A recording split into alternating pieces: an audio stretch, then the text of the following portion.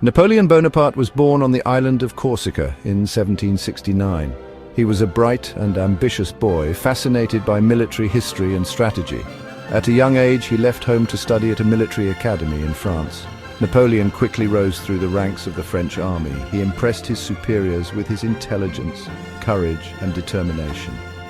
France was in a state of revolution, and Napoleon saw an opportunity to make his mark. His early campaigns were marked by stunning victories against Austria, one of France's traditional enemies. The young general's star was rising fast. He was not just a skilled commander, he was also a master of propaganda, cultivating an image of himself as a man of destiny. In 1796, Napoleon was given command of the French army in Italy. This campaign would cement his reputation as a military genius. He faced a larger, more experienced Austrian army, but Napoleon was undeterred. Napoleon's Italian campaign was a series of stunning victories.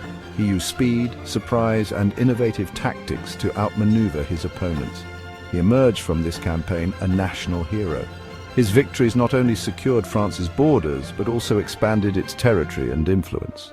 The young general from Corsica was now the most famous man in France. Seeking further glory, Napoleon launched an expedition to Egypt in 1798. He envisioned cutting off British trade routes and establishing French dominance in the Mediterranean. While he won some notable victories in Egypt, the campaign ultimately ended in failure. Despite the setback in Egypt, Napoleon returned to France in 1799 to find a country in turmoil. The government was weak and unpopular. Seeing an opportunity, Napoleon seized power in a coup d'état, becoming first consul of France. As first consul, Napoleon consolidated his power and brought stability to France. He implemented a series of reforms, reorganizing the government, the education system, and the economy. He also made peace with the Catholic Church, signing the Concordat of 1801. Napoleon's ambition knew no bounds. In 1804, he crowned himself Emperor of the French. He was no longer content to be merely the leader of France. He sought to reshape the entire map of Europe.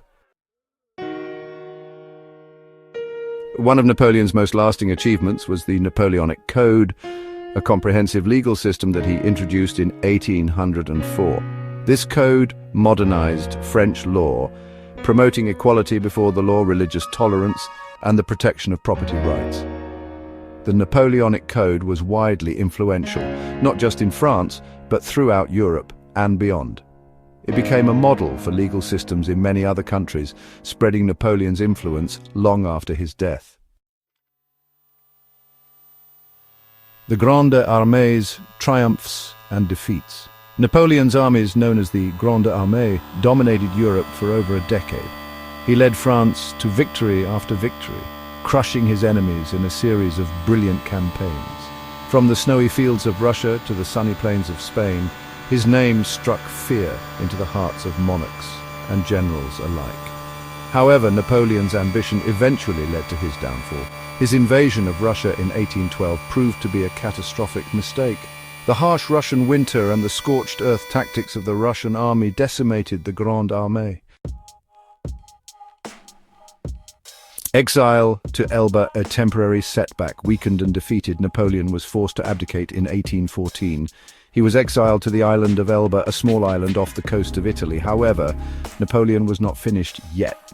He spent his time on Elba plotting his return to power. The news of Napoleon's escape from Elba in 1815 sent shockwaves across Europe. He returned to France to a hero's welcome, rallying his supporters and raising a new army. The stage was set for one final confrontation. The 100 Days and Waterloo. Napoleon's return to power, known as the 100 Days, was short-lived. The European powers, united against him, assembled a massive army to confront him. The two forces clashed at the Battle of Waterloo in Belgium on June 18, 1815. Waterloo was Napoleon's final defeat. Outnumbered and outmaneuvered, his army was crushed by the combined forces of Britain and Prussia. He was once again forced to abdicate and was exiled to the remote island of St. Helena in the South Atlantic. Legacy of a legend. Napoleon died in exile on St. Helena in 1821. Despite his ultimate defeat, he left an indelible mark on history. He was a military genius, a shrewd politician, and a lawgiver whose influence extended far beyond France. Even today, Napoleon remains a figure of fascination and controversy. He was a complex and contradictory figure, a man of great ambition and even greater talent, who left the world forever changed by his actions.